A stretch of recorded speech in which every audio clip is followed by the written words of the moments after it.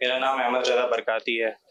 میرا سوال مفتی صاحب سے یہ ہے کہ جب نماز کے دوران جب سجدہ ہم کرتے ہیں تو 10 پاؤں کی جو انگلیاں ہیں وہ لگنا ضروری ہے، لیکن اگر کسی کی دونوں پاؤں کی 3 انگلیاں لگ جائے تو کیا سجدہ ادا ہو جائے گا؟ جی، بسم اللہ الرحمن الرحیم۔ 10 انگلیاں لگنا ضروری ان معنی میں ہے کہ یہ مڑ کر قبلہ رو ہو جائیں، یہ سنت مبارکہ ہے۔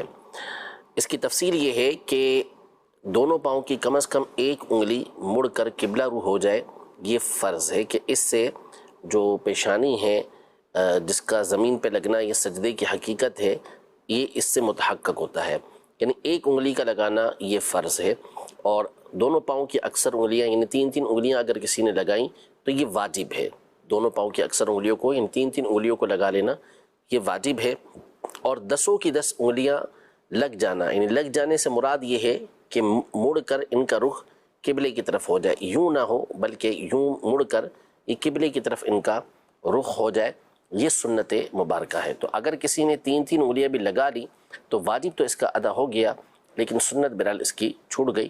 تو کوشش کرنی چاہیے کہ اس کا دھیان رکھ کے ان انگلیوں کو قبلہ رو کر لینا چاہیے کہ یہ سنت مبارکہ ہے، اور کئی ایک فتاویٰ کے اندر اس کے سنت موقدہ ہونے کی بھی تصریح کی گئی ہے۔ 10 انگلیاں یعنی 10 انگلیاں۔ اچھا، اس میں یہ جو مڑ کر ہونا ہے قبلہ رخ، تو اس میں کتنی انگلی، مطلب پوری انگلی؟ بعض اوقات وہ جو آخر اس کی جڑیں ہیں کئی لوگ یہ کہتے ہیں کہ بھئی وہ ہم سے لگتی نہیں ہیں، یعنی پاؤں میں وہ موڑتے تو ہیں، اب جیسے میں یہ کروں تو یہ موڑتے تو ہیں، لیکن اب یہ جیسے پورے ہیں یا بالکل آخر جو پاؤں کے ساتھ حصہ ہے تو اتنی بالکل چپکا کر تو بہرحال یہ نہیں ملے گی، مشکل ہے، لیکن مڑ کر قبلہ رو ہونے کا ذکر کیا گیا ہے کہ وہ مڑ جائے اور مڑ کر قبلہ رو ہو جائے۔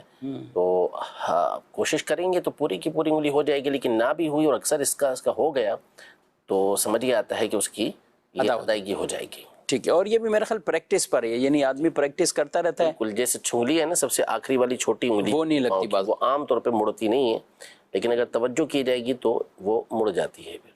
ٹھیک ہے، یعنی اس کی بھی پریکٹس کریں گے اور اس طرف سے پاؤں دبانے کی کوشش کریں گے تو یہ بھی سنت کی نیت سے ظاہر کریں گے، اگرچہ واجب ادا ہو جائے، فرض ادا ہو جائے، لیکن سنت کی نیت اس میں ہوگی تو انشاءاللہ اس کی برکتیں بھی نصیب ہو جائیں۔